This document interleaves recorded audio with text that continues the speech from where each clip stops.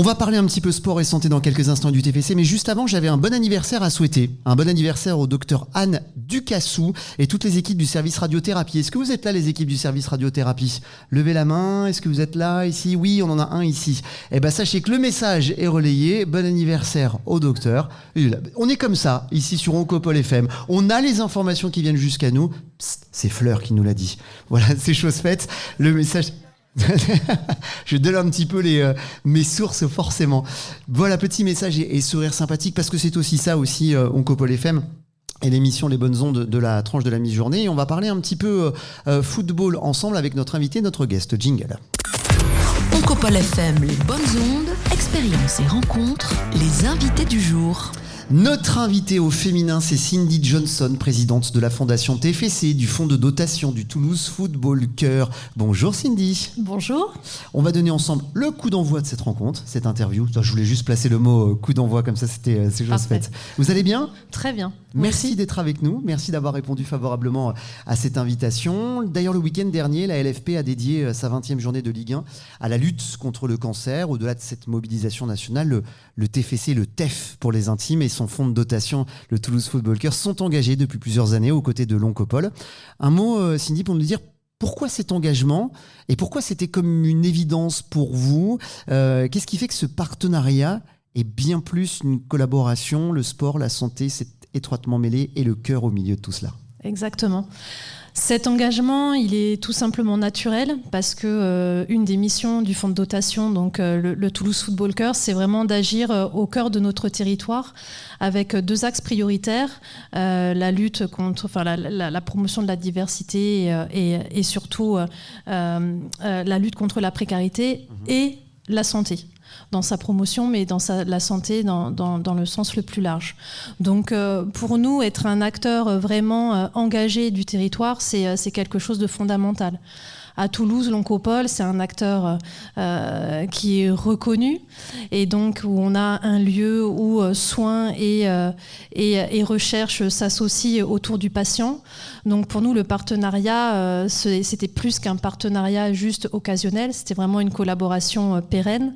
On l'a inscrit dans la durée autour de ce constat simple que le TFC doit être en soutien de toutes celles et de tous ceux qui aujourd'hui font de cette lutte contre le cancer une action majeure, déterminante et primordiale pour tout le monde. Bien sûr, évidemment. Parlons des valeurs communes qui vous rapprochent. D'ailleurs, quand on rapproche le monde du football et celui de la lutte contre le cancer, il y a des valeurs fortes qui se rejoignent. Et selon vous, lesquelles sont-elles ? Je pense notamment au soutien de la recherche, l'accompagnement des patients et en particulier des adolescents et des jeunes adultes. Et sans doute que le football est une forme de média, en tous les cas, de support qui permet de sensibiliser, d'avoir un support de communication et une porte d'entrée pour pouvoir ouvrir le dialogue. Exactement. C'est vrai que quand on parle football et lutte contre les cancers, on peut se dire qu'on est un peu deux mondes différents. Et pour autant, je pense qu'on a quand même des valeurs communes. La première, je pense, c'est tout simplement la solidarité, que ce soit dans le vestiaire ou à l'hôpital. On ne peut pas lutter seul contre un cancer ou pour obtenir une victoire sur un terrain, donc c'est vraiment une des premières valeurs. La deuxième, je dirais la persévérance, vraiment le courage pour ne pas céder, pour lutter, pour aller chercher cette victoire. Alors nous sur le terrain, mais la guérison pour tous les patients. Et rien ne se fait jamais seul. Donc c'est vrai que vous parliez notamment de la recherche. Alors dans le sport comme dans la médecine, on s'appuie beaucoup sur la science, sur la recherche, l'exigence. Nous, à nos niveaux, alors en plus le TFC, on parle de club data, donc effectivement c'est aussi lié à la recherche. La spécialité du TFC. Exactement. Mais pour l'Oncopole et pour la médecine et la lutte contre le cancer, effectivement, c'est aussi, pas une valeur, mais en tout cas une méthode de travail sur laquelle on s'appuie énormément. Et enfin, par rapport à l'accompagnement des patients et plus spécifiquement des adolescents et des jeunes adultes, alors nous aussi, on en accompagne de nombreux sur cette tranche, alors pas 15-25, mais sur un centre de formation entre 12 et 16, 17, 18 ans. On les accompagne sur deux deux pans de la vie complètement différents. Nous, c'est pour qu'ils deviennent effectivement joueurs professionnels.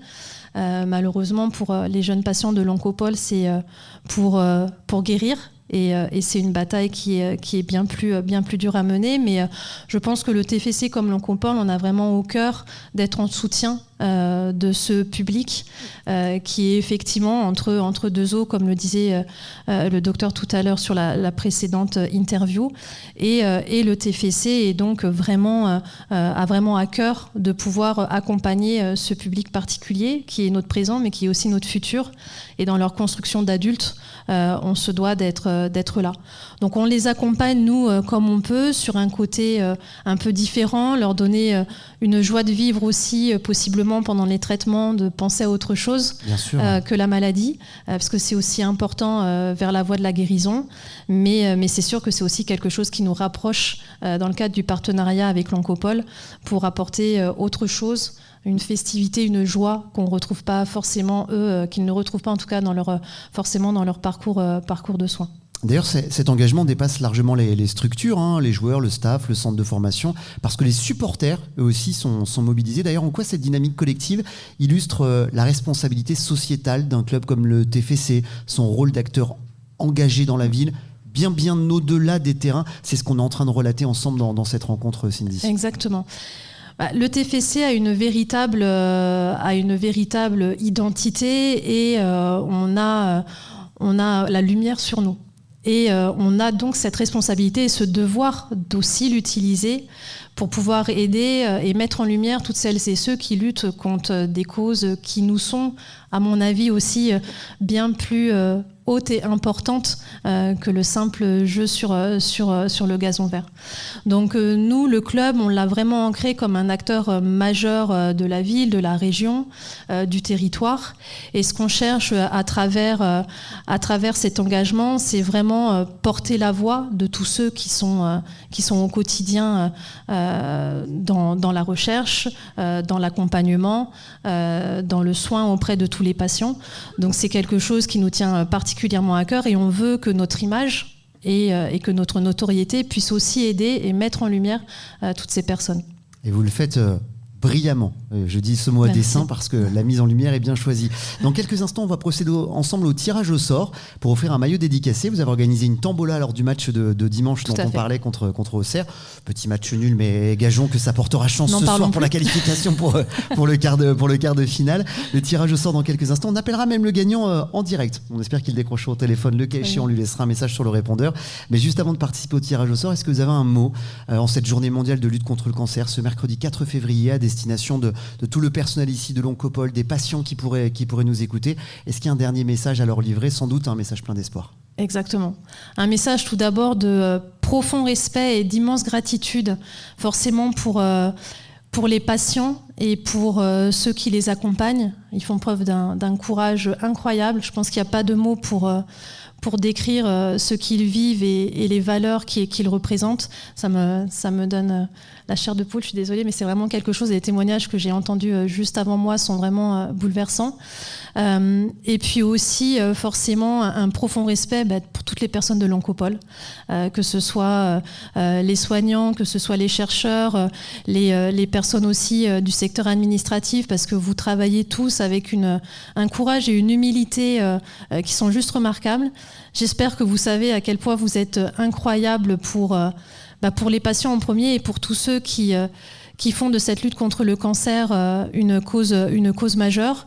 Et puis enfin, juste dire que le TFC est très fier d'être à leur côté, qu'on continuera à être mobilisés, parce que cette journée du 4 février montre vraiment que c'est un combat collectif, et que avec la plus grande humilité dont on fait preuve, on sera tout de même extrêmement, et on continuera à être extrêmement déterminés à poursuivre le combat à leur côté et à pouvoir leur apporter tout ce qu'avec nos moyens, que ce soit financier, humain ou autre, ou de visibilité, on est capable de leur apporter. Donc la lutte continue. Ça s'applaudit ce message-là, bien sûr, évidemment. Merci Cindy pour ce très beau message teinté d'espoir.